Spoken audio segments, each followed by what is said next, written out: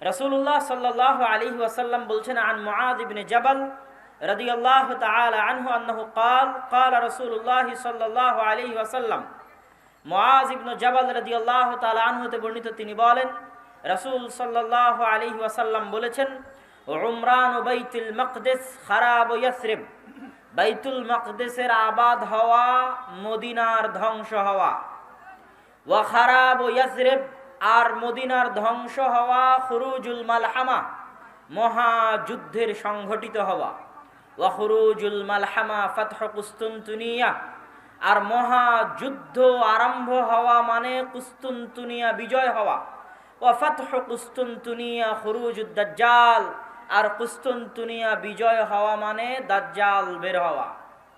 পরপর রাসূলুল্লাহ সাল্লাল্লাহু আলাইহি ওয়াসাল্লাম এই জিনিসগুলো বলছেন, তথা এগুলো একটার পর আর একটা ঘটবে। উমরান ও বাইতুল মাকদিস, মসজিদ আকসা যেই দিন আবাদ হবে সেই দিন মদিনা ধ্বংস হবে বা অনাবাদ হবে। যেই দিন মদিনা অনাবাদ হবে সেই দিন পৃথিবীতে বড় বড় যুদ্ধ সংঘটিত হবে। যেই দিন পৃথিবীতে সবচেয়ে বড় পৃথিবীর যুদ্ধ সংঘটিত হবে সেই দিন কুস্তুনতুনিয়া বিজয় হবে। যেই দিন কুস্তুনতুনিয়া বিজয় হবে সেই দিন দাজ্জাল বের হবে। তাহলে এই হাদিস কিয়ামতের পূর্ব মুহূর্তে সংঘটিত বিষয়, কিন্তু তার মধ্যে আমরা মসজিদে আকসা পাচ্ছি। আমাদের আলোচনার টপিক হচ্ছে মসজিদ আকসা বা মসজিদ আকসার আশেপাশের যে অঞ্চল, যে এরিয়া, সেখানে বৃহৎ থেকে বৃহৎ যুদ্ধ সংঘটিত হবে কিয়ামতের পূর্ব মুহূর্তে। আমি হাদিসগুলোর বিস্তারিত ব্যাখ্যা একদম শেষে করব। তার আগে আমরা আরও কয়েকটি হাদিস রাসূলুল্লাহ সাল্লাল্লাহু আলাইহি ওয়াসাল্লামের পক্ষ থেকে দেখি। রাসূল সাল্লাল্লাহু আলাইহি ওয়াসাল্লাম বলছেন, ইয়ান্তাযিরু আও ইয়াখরুজু ৭০,০০০ ইহুদি মিন আসবাহান মা'আদ দাজ্জাল, ইহুদিদের একটা অংশ দাজ্জালের অপেক্ষায় আছে, এবং যেই দিন দাজ্জাল বের হবে ইস্পাহানের ৭০,০০০ ইহুদি দাজ্জালের সঙ্গী হবে, এবং ওই ৭০,০০০ ইহুদি এবং দাজ্জাল মিলে ইয়াকতুলু মাআল মুসলিমিন, মুসলমানদের বিরুদ্ধে যুদ্ধ করবে।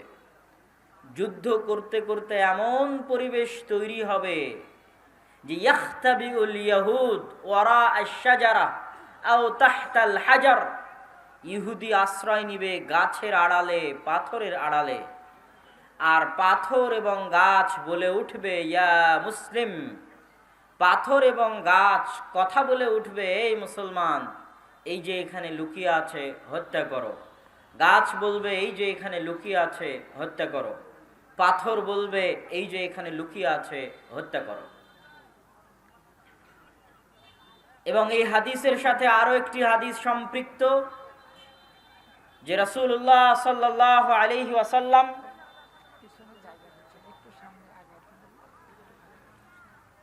পিছনে যারা দাঁড়িয়ে আছেন, আমি অনুরোধ করব আমরা যারা সামনে বসে আছি একটু হালকা যদি চেপে চেপে বসি, তাহলে আমরা একটু সময় নিই, সমস্যা নাই। তারপরও সুশৃঙ্খল হোক অনুষ্ঠানটা, আমরাও ভালোভাবে আলোচনা করি। আপনারা সবাই একটু চেষ্টা করেন আপনাদের সামনের ফাঁকা জায়গাগুলো পূরণ করতে। কেন না, সমস্যা নেই, ঠিক আছে। আমরা খুব গুরুত্বপূর্ণ আলোচনা শুনছিলাম। সে আলোচনার দ্বিতীয় হাদিস আমরা পড়লাম যে ৭০,০০০ ইহুদি ইস্পাহান থেকে বের হবে। ইস্পাহান হচ্ছে ইরানের নগরী। আজও ইরানের মধ্যে ইস্পাহান নামে সেই নগরী আছে। আমরা প উচ্চারণ করি ইস্পাহান, আরবিতে এটা উচ্চারণ হয় না। আরবিতে হয় আল আসবাহানি, বা উচ্চারণ হয় ইসবাহান বা আসবাহানি। সেখান থেকে ৭০,০০০ ইহুদি দাজ্জালের সঙ্গী হবে, সাথী হবে, এবং মুসলমানদের বিরুদ্ধে যুদ্ধ করবে। আর সেই যুদ্ধের অবস্থা কি হবে সেটা আমরা দেখলাম।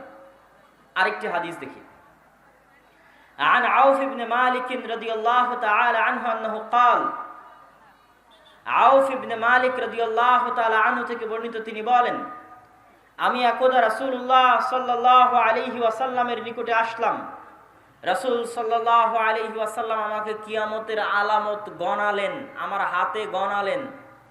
তার মধ্যে একটি আলামত রাসূল সাল্লাল্লাহু আলাইহি ওয়াসাল্লাম বললেন, সায়াকুনু হুদনাতুন মা'আর রুম, ইয়ানি সাতাকুনু হুদনাতুন বাইনাল মুসলিমিনা ওয়ার রোম, রোমান খ্রিস্টানদের সাথে মুসলমানদের একটি চুক্তি হবে, আর রোমান খ্রিস্টানেরা এবং মুসলমানেরা চুক্তিবদ্ধ হয়ে তৃতীয় কমন শত্রুর বিরুদ্ধে যুদ্ধ করবে, তথা রোমান খ্রিস্টানদের শত্রু আর মুসলমানদের শত্রু এক। তৃতীয় কমন শত্রুর বিরুদ্ধে মুসলমানেরা যুদ্ধ করবে। এই যুদ্ধে রোমান খ্রিস্টান এবং মুসলমানেরা বিজয়ী হবে। বিজয়ী হওয়ার পর একজন খ্রিস্টান দাঁড়িয়ে বলবে যে আমরা আজকে বিজয়ী হয়েছি লিহাজা সালিব, এই ক্রুশের কারণে, গলায় ঝুলানো ক্রুশ দেখিয়ে বলবে এটার কারণে আজকে আমরা বিজয়ী হয়েছি। তখন একজন মুসলমানের আঁতে ঘা লাগবে, সে দাঁড়িয়ে উঠে তার ক্রসটা ভেঙে দিবে। যখন ভেঙে দিবে তখন রোমান এবং মুসলমানেরা পরস্পরের বিরুদ্ধে যুদ্ধ করার জন্য দাঁড়িয়ে যাবে। রোমান খ্রিস্টান এবং মুসলমানেরা, সেই যুদ্ধের বর্ণনা রাসূলুল্লাহ সাল্লাল্লাহু আলাইহি ওয়াসাল্লাম হাদিসে বিস্তারিত বর্ণনা করছেন। عن أبي هريرة رضي الله تعالى عنه أنه قال قال رسول الله صلى الله عليه وسلم, আবু হুরায়রা রাদিয়াল্লাহু তাআলা আনহু থেকে বর্ণিত, তিনি বলেন রাসূল সাল্লাল্লাহু আলাইহি ওয়াসাল্লাম বলেছেন, লা তাকুমুস সাআহ, কিয়ামত ততদিন পর্যন্ত সংঘটিত হবে না, হাত্তা ইয়ানজিলার রোম বিল আ'মাক আও বিদাবিক, যতক্ষণ না রোমান খ্রিস্টানেরা অবতীর্ণ না হচ্ছে সিরিয়ার আমাক এবং দাবেক নামক জায়গায়। বর্তমান সিরিয়ার হালব নগরী থেকে অনতি দূরে তুরস্ক এবং সিরিয়ার সীমান্তবর্তী অঞ্চলে, বর্তমান তুরস্কের সীমানা এবং বর্তমান সিরিয়ার সীমানা, এই সীমান্তবর্তী অঞ্চলের জায়গার নাম হচ্ছে আমাক এবং দাবেক, এখনো ওই নামই আছে। এই আমাক এবং দাবেক জায়গায় যতক্ষণ না রোমান খ্রিস্টানেরা অবতীর্ণ না হবে মুসলমানদের বিরুদ্ধে, ফায়াখরুজু ইলাইহিম জাইশুম মিনাল মাদিনাহ, আর তাদের বিরুদ্ধে যুদ্ধ করার জন্য মদিনা মুনাওয়ারা থেকে মুসলমানদের একটি সেনাবাহিনী রওনা হবে। রাসূলুল্লাহ সাল্লাল্লাহু আলাইহি ওয়াসাল্লাম বলছেন, মদিনা মুনাওয়ারা থেকে বের হওয়া সেই মুজাহিদ বাহিনী খেয়ার ও আহলিল আরজ, তৎকালীন বিশ্বের সর্বোত্তম, সবচেয়ে শ্রেষ্ঠ, সবচেয়ে দামি, সবচেয়ে আল্লাহওয়ালা পরহেজগার মানুষ হবে। মদিনা মুনাওয়ারা থেকে ওই দিন যারা বের হবে যুদ্ধের জন্য, সিরিয়ার মাটিতে যুদ্ধ করার জন্য, রাসূলুল্লাহ সাল্লাল্লাহু আলাইহি সাল্লাম বলছেন খিয়ার ও আহলিল আরজ, তৎকালীন বিশ্বের সর্বশ্রেষ্ঠ আল্লাহওয়ালা পরহেজগার মানুষেরা সেই দিন মদিনা থেকে বের হবে, মদিনা মুনাওয়ারা থেকে বের হবে যুদ্ধের জন্য। যুদ্ধের কথা বর্ণনা করতে গিয়ে রাসূলুল্লাহ সাল্লাল্লাহু আলাইহি ওয়াসাল্লাম বলেন, ফায়ুকাতিলুহুম ফায়ানহাজিমু সুলুসুন লা ইয়াতুবুল্লাহ তাওবাতাহুম আবাদা, ওই দিন মুসলমানেরা তিন ভাগে বিভক্ত হয়ে যাবে। এক ভাগ যুদ্ধের মাঠ ছেড়ে পালিয়ে যাবে, আল্লাহ কোনোদিন এদের তওবা কবুল করবেন না। একদল মুসলমান যুদ্ধের মাঠ ছেড়ে পালিয়ে যাবে, আল্লাহর নবী বলছেন সাল্লাল্লাহু আলাইহি ওয়াসাল্লাম, লা ইয়াতুব, আল্লাহ কোনোদিন তাদের তওবা কবুল করবেন না, আবাদা, কোনোদিন আল্লাহ সুবহানাহু ওয়া তাআলা তাদের তওবা কবুল করবেন না। ওয়ায়ুকতালু সুলুসুহুম, তিন ভাগের এক ভাগ ওই যুদ্ধে মারা যাবে। রাসূলুল্লাহ সাল্লাল্লাহু আলাইহি ওয়াসাল্লাম বলছেন, আফজালুশ শুহাদা ইনদাল্লাহ, আল্লাহর নিকটে সর্বশ্রেষ্ঠ শহীদ বলে গণ্য হবে ওই যুদ্ধে যারা যুদ্ধ করে শাহাদত অর্জন করবে, শহীদ হয়ে যাবে তিন ভাগের এক ভাগ মুসলমান, তারা আল্লাহর দরবারে সর্বশ্রেষ্ঠ শহীদ হিসেবে বিবেচিত হবে। রাসূলুল্লাহ সাল্লাল্লাহু আলাইহি ওয়াসাল্লাম বললেন, ওয়াইফতাতিহুস সুলুস, আর তিন ভাগের এক ভাগ বিজয় লাভ করবে রোমানদের উপরে, তিন ভাগের এক ভাগ বিজয় লাভ করবে রোমানদের উপরে। লা ইফতানুনা আবাদান, এরা কোনো দিন আর কিয়ামত পর্যন্ত ফিতনায় পতিত হবে না, এবং এদের হাত দিয়ে ইফতাতিহুনা কুস্তুনতুনিয়া, কুস্তুনতুনিয়া বিজয় হবে। কুস্তুনতুনিয়া কি? আগের হাদিসেও দেখেছেন আল্লাহর নবী বলেছে, বাইতুল মাকদেসের আবাদ হওয়া, মদিনার ধ্বংস হওয়া, মদিনার ধ্বংস হওয়া, মহাযুদ্ধের শুরু হওয়া, মহাযুদ্ধের শুরু হওয়া, কুস্তুনতুনিয়া বিজয় হওয়া, কুস্তুনতুনিয়া বিজয় হওয়া, দাজ্জালের বের হওয়া। কুস্তুনতুনিয়া হচ্ছে আজকের তুরস্কের ইস্তাম্বুল। আজকের তুরস্কের ইস্তাম্বুলকে আরবিতে বলা হয় কুস্তুনতুনিয়া, ইংরেজিতে বলা হয় কনস্টান্টিনোপল। কনস্টান্টিনোপল এবং বর্তমান নাম হচ্ছে ইস্তাম্বুল। তুরস্কের রাজধানী, যদিও আগে রাজধানী ছিল, এখন অফিসিয়াল রাজধানী নয়, অফিসিয়াল রাজধানী আঙ্কারা, কিন্তু তারপরও রাজধানীর মতো মান মর্যাদা যেই শহরের, সেটাই হচ্ছে ইস্তাম্বুল, কুস্তুনতুনিয়া, কনস্টান্টিনোপল। রাসূল সাল্লাল্লাহু আলাইহি ওয়াসাল্লাম বলছেন ফায়াফতাতিহুনা কুস্তুনতুনিয়া, ওই যে একদল বিজয়ী হবে রোমানদের উপর, তাদের হাতে আল্লাহ কুস্তুনতুনিয়া, কনস্টান্টিনোপল বিজয় দান করবেন।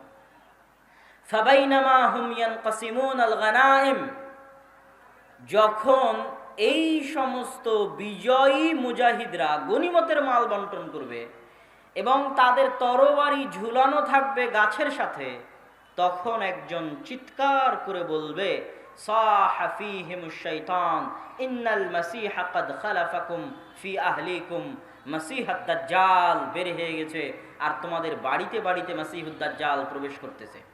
এখন পর্যন্ত ইমাম মাহদি আসেননি, হয়তো এনাদের মধ্যেই ইমাম মাহদি থেকে থাকতে পারেন, তবে তিনি যে ইমাম মাহদি তা এখনো প্রকাশিত আকারে জনগণের সামনে স্পষ্ট হয়নি। হবে কখন? দাজ্জাল বের হওয়ার পরে এবং সালাতের, দামেস্কের মসজিদে সালাতের পরে, যেটার বর্ণনা রাসূল সাল্লাল্লাহু আলাইহি সাল্লাম দিচ্ছেন। ফায়াখরুজুন ওয়া যালিকা বাতিল, শয়তানের এই মিথ্যা কথা শুনে তারা তরবারি নিয়ে দৌড়ে এগিয়ে যাবে কোথায়? মাসীহুদ দাজ্জাল, তার বিরুদ্ধে যুদ্ধ করার জন্য। ফাইদা জাউ শাম, তারা আস্তে আস্তে দেমাস্কে চলে আসবে। দেমাস্কের মসজিদে তারা কাতারবদ্ধ হয়ে সালাতের জন্য দাঁড়াবে। ইদা উকিমাতিস সালাত, যখন সালাতের ইকামত দেওয়া হবে, ফায়ানজিলু ঈসা ইবনু মারিয়াম, তখন আসমান থেকে ঈসা ইবনু মারিয়াম অবতীর্ণ হবেন। ফাআম্মাহুম ফাইদা রাআহু আদুউল্লাহ যাবা কামা ইয়াদুবুল মিলহ ফিল মা, ঈসা ইবনু মারিয়াম অবতীর্ণ হবেন ওই মসজিদে এবং তারপরে মুসলমানেরা দাজ্জালের বিরুদ্ধে যুদ্ধ করার জন্য রওনা দিবে এবং মসজিদে আকসার পাশে, জেরুজালেমের পাশে লুদ নামক, বাবুল লুদ, লুদ নামক দরজায় ঈসা আলাইহিস সালাতু ওয়াস সালামকে দেখে মাসীহুদ দাজ্জাল লবণ যেভাবে পানিতে দিলে গলে যায় সেভাবে গলতে থাকবে এবং তার গলে শেষ হওয়ার আগেই, রাসূল সাল্লাল্লাহু আলাইহি ওয়াসাল্লাম বলছেন ফালাউ তারাকাহু লানযাব হাত্তা ইয়ানহালিক, যদি ঈসা ইবনে মারিয়াম তাকে ওই অবস্থায় রেখে দিতেন তাহলে সে গলে ধ্বংস হয়ে যেত। হাত্তা ইয়াহলিক ওয়ালাকিন ইয়াকতুলুহুল্লাহ বিয়াদিহি ফায়ুরিহিম দামাহু ফি হারবাতিহি, কিন্তু আল্লাহ সুবহানাহু ওয়া তাআলা চান যে ঈসা ইবনে মারিয়ামের মাধ্যমে সে নিহত হোক, এই জন্য ঈসা ইবনে মারিয়াম তাকে হত্যা করবেন এবং দাজ্জালের রক্ত জনগণকে দেখাবেন। সম্মানিত উপস্থিতি, আরেকটি ব্যতিক্রম ধর্মী হাদিস, সেই হাদিসটা বলে আমরা আমাদের সংক্ষিপ্ত ব্যাখ্যার দিকে এগিয়ে যাব ইনশাআল্লাহ। আবু হুরায়রা রাদিয়াল্লাহু তাআলা আনহু থেকে বর্ণিত, তিনি বলেন রাসূল সাল্লাল্লাহু আলাইহি ওয়াসাল্লাম বলছেন সামি'তুম বিমাদিনাতিন জানিবুম মিনহা ফিল বার ওয়া জানিবুম মিনহা ফিল বাহর, তোমরা একটি শহরের কথা শুনেছ যেই শহরের এক সাইডে সমুদ্র এবং আরেক সাইডে মাটি। রাসূলুল্লাহ সাল্লাল্লাহু আলাইহি ওয়াসাল্লামের উত্তরে সাহাবীগণ বললেন জি আমরা শুনেছি। রাসূল সাল্লাল্লাহু আলাইহি ওয়াসাল্লাম বলছেন লা তাকুমুস সাআহ হাত্তা ইয়াগজুহা ৭০,০০০ মিন বনি ইসহাক, ততক্ষণ পর্যন্ত কিয়ামত হবে না যতক্ষণ না বনি ইসহাকের ৭০,০০০ মানুষ তাদের বিরুদ্ধে যুদ্ধ না করছে। আর তারা সেই দিন যুদ্ধ করবে ওই শহর বিজয়ের জন্য, আর ওই শহর বিজয়ের জন্য ফালাম ইউকাতিলু বিসালাহ, কোনো অস্ত্রপাতি লাগবে না ওই শহর বিজয় করতে। ওয়ালাম ইয়ারমু বিসাহমিন, কোনো তীর নিক্ষেপ করা লাগবে না ওই শহর বিজয় করতে। ক্বালু লা ইলাহা ইল্লাল্লাহু আল্লাহু আকবার, তারা শুধু আল্লাহু আকবার ধ্বনি দিবে, তাকবীর ধ্বনি দিবে। ফায়াসকুতু আহাদু জানিবাইহা, ওই শহরের একটি প্রাচীর ধসে পড়ে যাবে। তারপরে দ্বিতীয়বার যখন তারা তাকবীর ধ্বনি দিবে তখন শহরের আরেকটি প্রাচীর ধসে পড়ে যাবে। তারা তৃতীয়বার যখন তাকবীর ধ্বনি দিবে তখন শহরের আরেকটি প্রাচীর ধসে পড়ে যাবে। ফাইফাররাজু লাহুম ফায়াদখুলুহা, তারা বিজয়ী বেশে ওই শহরে প্রবেশ করবে। ফায়াগনামু ফাবাইনাহুমা ইয়াকতাসিমুনাল মাগানিম, যেই মুহূর্তে তারা বিজয়ী বেশে শহরে প্রবেশ করবে আর গনিমতের মাল বন্টন করবে, তখন শয়তান চিৎকার করে বলবে তোমাদের ঘরে দাজ্জাল প্রবেশ করে গেছে। সম্মানিত উপস্থিতি, পরপর আমরা 4টা হাদিস দেখলাম। এই 4টা হাদিস এক একজন এক একভাবে ব্যাখ্যা করতে পারে। আমি আগেও বলেছি যে যতদিন এই জিনিসগুলো না ঘটবে ততদিন এই জিনিসগুলোর প্রকৃত ব্যাখ্যা কেউ জানবে না। কিন্তু আমার কাছে সংক্ষিপ্তভাবে যেটা মনে হয়েছে যে উমরান ও বাইতুল মাকদেস আবাদ হওয়া, কেউ কেউ ব্যাখ্যা করে এই যুগের যে বাইতুল মাকদেস আবাদ হওয়া মানে ইহুদিরাই জেরুজালেম দখল করে নিবে এবং সেখানে বিশাল রাজধানী প্রতিষ্ঠা করার মাধ্যমে এটা পৃথিবীর একটি জাঁকজমকপূর্ণ একটা বিশাল বড় শহর, লন্ডন দুবাইয়ের মতো একটা বড় শহরে পরিণত হয়ে যাবে জেরুজালেম, যেটা থাকবে তাদের হাতেই, আমাদের হাতে নয়। কেউ বলেছেন এটা। আর আমার কাছে সংক্ষিপ্তভাবে মনে হয়েছে যে উমরান ও বাইতুল মাকদেস আবাদ হওয়া মানে মুসলমানদের হাতেই বাইতুল মাকদেস থাকবে এবং মুসলমানেরাই বাইতুল মাকদেস বিজয় করবে এবং সেখানে সালাত সিয়াম সকল কিছু বাস্তবায়ন হবে এবং বাইতুল মাকদেস মুসলমানদের হাতে আগেই বিজয় হবে, তথা যে ঘটনাগুলো পরবর্তীতে সংঘটিত হচ্ছে সেগুলোর আগেই মুসলমানদের হাতে বাইতুল মাকদেস থাকবে। কখন থাকবে আল্লাহ সুবহানাহু ওয়া তাআলা ভালো জানেন। এবং বাইতুল মাকদেসের বিজয় হওয়া মানে মদিনার ধ্বংস হওয়া কি? হয়তো মদিনা অনাবাদ হয়ে যেতে পারে, মদিনার যে শান শওকত সেই শান শওকতে কমতি আসতে পারে, যে কোনো কারণে আসতে পারে। যেহেতু মুসলমানেরা বাইতুল মাকদেস ফিরে পেয়েছে সেহেতু বাইতুল মাকদেস কেন্দ্রিক মুসলমানদের নতুন কিছু তৈরি হতে পারে।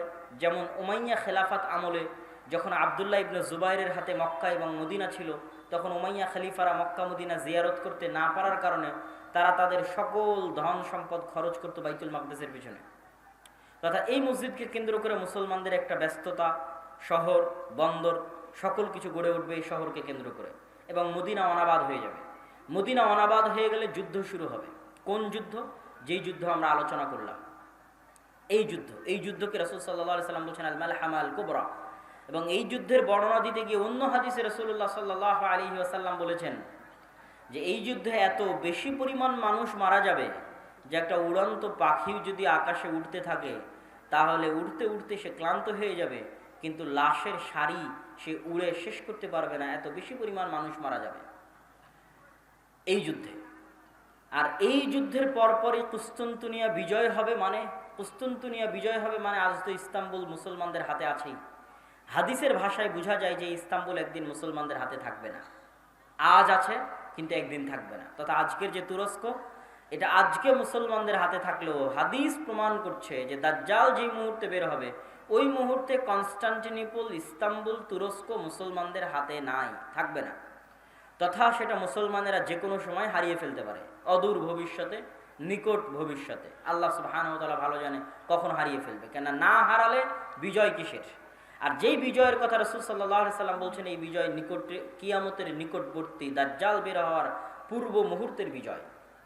সম্মানিত উপস্থিতি, তাহলে মোটামুটি যদি আমরা এই দুইটা জিনিসের ব্যাখ্যা এভাবে দাঁড় করাই যে বাইতুল মুকাদ্দাস আগেই মুসলমানেরা বিজয় করবে, সেটাই হচ্ছে বাইতুল মুকাদ্দাসের আবাদ।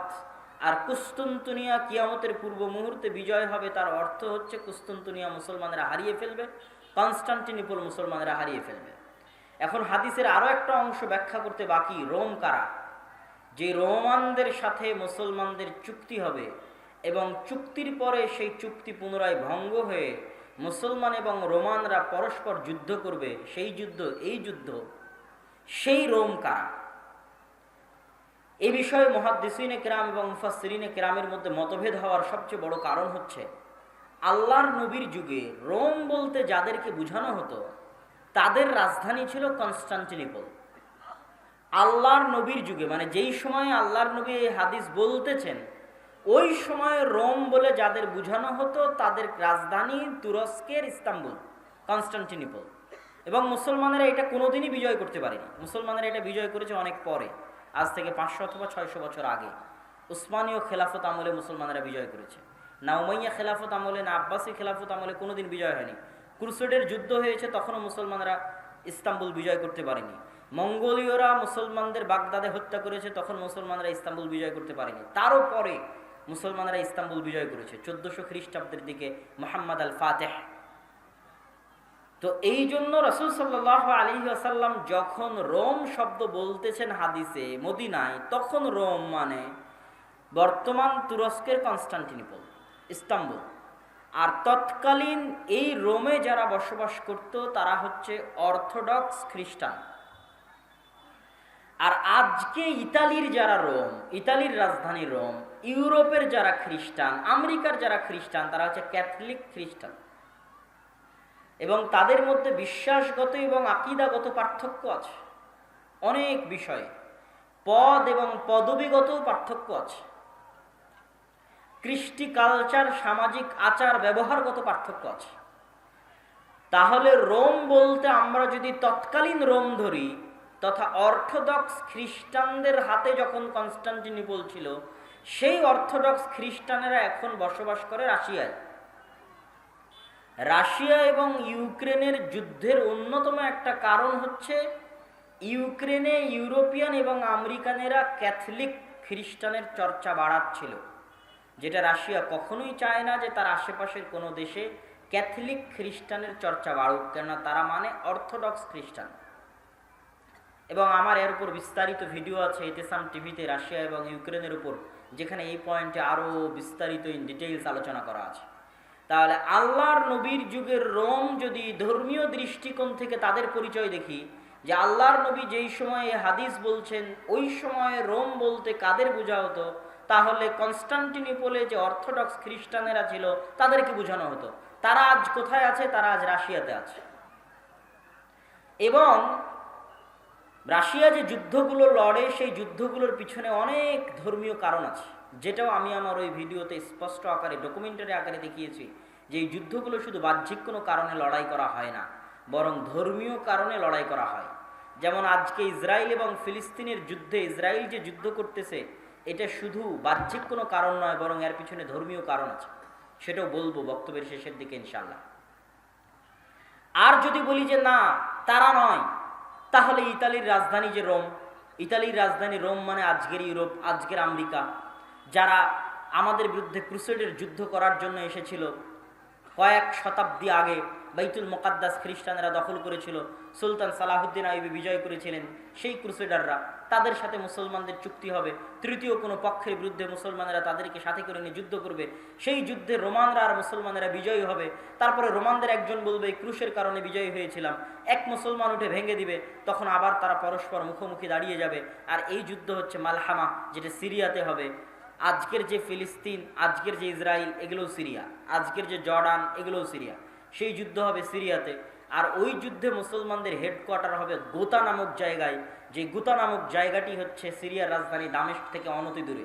আর সেই যুদ্ধে রোমানদের হেডকোয়ার্টার হবে আরমাক এবং দাবেক নামক জায়গায়, যা বর্তমান সিরিয়া এবং তুরস্কের সীমান্তবর্তী অঞ্চলে এখনও সেই নামে সেই জায়গা পরিচিত এবং জানা যায়। সম্মানিত উপস্থিতি, আজকে দাজ্জালের যে লম্বা হাদিস আছে, সেই লম্বা হাদিস থেকেও দুই একটা পয়েন্ট বলে এই মাটি, এই অঞ্চলের গুরুত্ব বোঝানোর আজকের এই পর্বের আলোচনার আমরা শেষের দিকে চলে যাব ইনশাআল্লাহ। দাজ্জালের হাদিস আপনারা সকলেই জানেন, কিন্তু সেই হাদিসে যে জায়গাগুলোর কথা দাজ্জাল বলেছে, আমরা সেটাই একটু সংক্ষিপ্তভাবে তুলে ধরব। আপনারা তামিম আদ-দারি রাদিয়াল্লাহু তাআলা আনহুর বিখ্যাত হাদিস, যদি শ্রদ্ধেয় শায়েখ আব্দুর রাজ্জাক বিন ইউসুফ তার বক্তব্য শুনে থাকেন, তাহলে শুনতে আরো মজা লাগবে। কিন্তু আমি শুধু ব্যাখ্যা করব যে ওখানে দাজ্জাল যে জায়গাগুলোর কথা বলে, ওই জায়গাগুলো কি এবং কোথায়। তো তামিম আদ-দারি রাদিয়াল্লাহু তাআলা আনহু, তারা নৌকা নিয়ে সফরে বের হয়েছিলেন, 1 মাস সমুদ্রের মধ্যে ঘুরপাক খেতে থেকেছেন। ঘুরপাক খেতে খেতে যখন একটা দ্বীপে গিয়ে ঠেকেছেন, সেই দ্বীপে তাদের সাথে দাজ্জালের সাক্ষাৎ হয়েছে। দাজ্জালের সাক্ষাৎ হওয়ার আগেও একটা বড় অদ্ভুত জন্তু সেখানে দায়িত্ব পালন করছিল। সেই অদ্ভুত জন্তু নিজেকে পরিচয় দিয়েছে যে আমি হচ্ছি গোয়েন্দা, আনাল জাসসাসা। তারপরে সেই অদ্ভুত জন্তু তাদেরকে বলেছে, তোমরা যার কাছে এসেছো তিনি এই দিকে আছে, এগিয়ে যাও। সেখান থেকে এবার আমি আপনাদেরকে এখান থেকে পড়ে শোনাচ্ছি যে ওখানে দাজ্জাল কি বলছে এবং সেই জায়গাগুলো কোথায়। দাজ্জাল বলছে, জিজ্ঞেস করছে, আসআলুকুম আন নাখলিহা আন নাখলে বাইসান আখবিরুনি আন নাখলে বাইসান। বাইসান নামক খেজুর বাগান সম্পর্কে আমাকে তোমরা সংবাদ দাও। কুলনা আন আইয়ি শানিহা তাস্তাখবির। বাইসান নামক খেজুরের বাগান সম্পর্কে তুমি কি জানতে চাও? তখন দাজ্জাল উত্তরে বলছে, আসআলুকুম আন নাখলিহা। বাইসান নামক খেজুর বাগানে এখন খেজুর হয় কিনা এ বিষয়ে। তখন ওই তামিম আদ-দারি রাদিয়াল্লাহু তাআলা আনহু এবং তার সাথে যারা গেছে তারা উত্তরে বললেন, কুলনা নাআম, এখনো সেখানে খেজুর হয়। তখন দাজ্জাল উত্তরে বলছে, আমা ইন্নাহু ইউশিকু আল্লা তুসমির। জেনে রাখো, অচিরেই সেই বাইসান নামক খেজুর বাগানে খেজুর হবে না। قال أخبروني عن بحيرة الطبرية তোমরা আমাকে বুহাইরা তাবারিয়া, তাবারিয়া লেক, তাবারিয়া খাল সম্পর্কে জানাও। কুলনা আন আইয়ি শানিহা তাস্তাখবির, তাবারিয়া খাল সম্পর্কে তোমাকে কি বলবো? ক্বালা হাল ফিহা মা, সেখানে কি পানি আছে? তখন উত্তরে বলছে হিয়া কাসীরাতুল মা, অনেক বেশি পানি আছে। ক্বালা আমা ইন্নামা ইউশিকু আন ইয়াযহাব, জেনে রাখো অচিরেই সেই খালে পানি থাকবে না।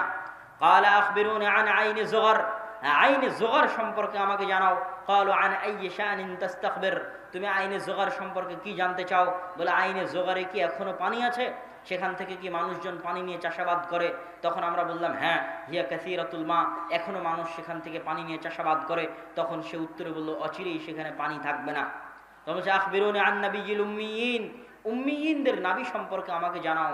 অশিক্ষিত মূর্খ যারা লেখা জানে না, পড়া জানে না, তাদের জন্য যে নবী প্রেরণ করা হয়েছে সেই নবী সম্পর্কে আমাকে জানাও। এই মর্মে কথা সামনের দিকে আগাতে থাকলো। সম্মানিত উপস্থিতি, এখানে তিনটা জায়গার কথা বলেছে দাজ্জাল। আশ্চর্যজনক হলেও সত্য যে আজকের পৃথিবীতে এই তিনটি জায়গায়, তন্মধ্যে বাইসান নামক খেজুরের বাগান এবং জোগার নামক ঝর্ণা, এই তিনটাকে এক্সাক্ট চিহ্নিত করা খুব কঠিন হয়ে যায়। বিশেষ করে আইনে জোগারকে এক্সাক্ট চিহ্নিত করা যে এটা আইনে জোগার, এটার বিষয়ে নিশ্চিত কেউ গবেষকরা এখন পর্যন্ত তথ্য দিতে পারেনি। কিন্তু বাইসান খেজুরের বাগান সম্পর্কে মোটামুটি ধারণা পাওয়া যায় যে এই খেজুরের বাগান হচ্ছে বাইসান খেজুরের বাগান। আর বুহাইরা আত-তাবারিয়া এটা এত প্রসিদ্ধ, এত ব্যাপক, এত পরিচিত যে সবাই জানে। এমনকি ইসরায়েলে সারা পৃথিবী থেকে শত শত খ্রিস্টান এই বুহাইরা তাবারিয়া দেখার জন্য যায়। এই জন্য দেখার জন্য যায়, তারা মনে করে তাদের তাওরাত, তাদের বাইবেলে ঈসা আলাইহিস সালাতু ওয়াস সালামের যত মুজিজার কথা বলা আছে, সকল মুজিজা তিনি দেখিয়েছিলেন বুহাইরা তাবারিয়ার উপরে অথবা বুহাইরা তাবারিয়ার পাশে। সেই মুজিজা যদি হয় অন্ধ ব্যক্তিকে চক্ষুস্মান করে দেওয়া, সেই মুজিজা যদি হয় টাকওয়ালা ব্যক্তির মাথায় চুল গজিয়ে দেওয়া, সেই মুজিজা যদি হয় মৃত ব্যক্তিকে জীবিত করা, এগুলোর অধিকাংশ মুজিজা তাদের বিশ্বাস অনুযায়ী ঈসা আলাইহিস সালাতু ওয়াস সালাম এই লেক, এই খালের পাশে অথবা তার উপরে তিনি করে দেখিয়েছিলেন, এই জন্য তারা দেখতে আসে। এবং এইটা চলমান বর্তমান ইসরায়েলের সীমানার অন্তর্ভুক্ত। এবং আনুমানিক গবেষণা অনুযায়ী বাইসানের খেজুরের বাগান এবং জোগারের ঝর্ণা এবং তাবারিয়ার লেক তিনটাই বর্তমান ইসরায়েলের সীমানার অন্তর্ভুক্ত, যেই জায়গাগুলোর কথা এই হাদিসে দাজ্জাল তামিম আদ-দারি রাদিয়াল্লাহু তাআলা আনহুকে জিজ্ঞেস করতেছে। তাহলে একদম যদি আমরা সামারি এবং সারমর্ম করি, তাহলে কিয়ামতের পূর্ব মুহূর্তে যা যা সংঘটিত হবে সব বড় বড় ঘটনা এই মাটিতে, এই জমিনে সংঘটিত হবে, শামের মাটিতে সংঘটিত হবে। আল মসজিদুল আকসা, বাইতুল মুকাদ্দাস কেন্দ্রিক যে এরিয়া, যে জগৎ, যে দেশ, সেখানে সংঘটিত হবে। এবং আমি আমার অতীতের বক্তব্যগুলোতে বলেছি যে বাইতুল মুকাদ্দাসই একমাত্র কারণ পৃথিবীর, যেই কারণে পৃথিবীর 90% মানুষ যুদ্ধে জড়িয়ে যেতে পারে। যেই কারণে পৃথিবীর 90% মানুষ যুদ্ধে জড়িয়ে যেতে পারে তার অন্যতম একটি কারণ হচ্ছে মসজিদ আকসা। কেননা পৃথিবীর তিনটা ধর্মের মানুষ এই মসজিদের দাবিদার। ইহুদিরা দাবিদার, খ্রিস্টানেরা দাবিদার, আমরা মুসলমানেরা দাবিদার। যেহেতু তিনটা ধর্মই আসমানি দিন, আসমান থেকে এসেছে, তিনটা ধর্মের গ্রন্থই আসমানি গ্রন্থ। ওই দুইটা গ্রন্থে বিকৃতি এসেছে, ওই দুইটা ধর্মে বিকৃতি এসেছে। ইসলামে বিকৃতি আসেনি, কোরআনে বিকৃতি আসেনি। কিন্তু যেহেতু একই জায়গা থেকে আগত, এই জন্য ঘটনা, আকিদা, বিশ্বাস, কাহিনী অনেক কিছুই সেম এবং কমন।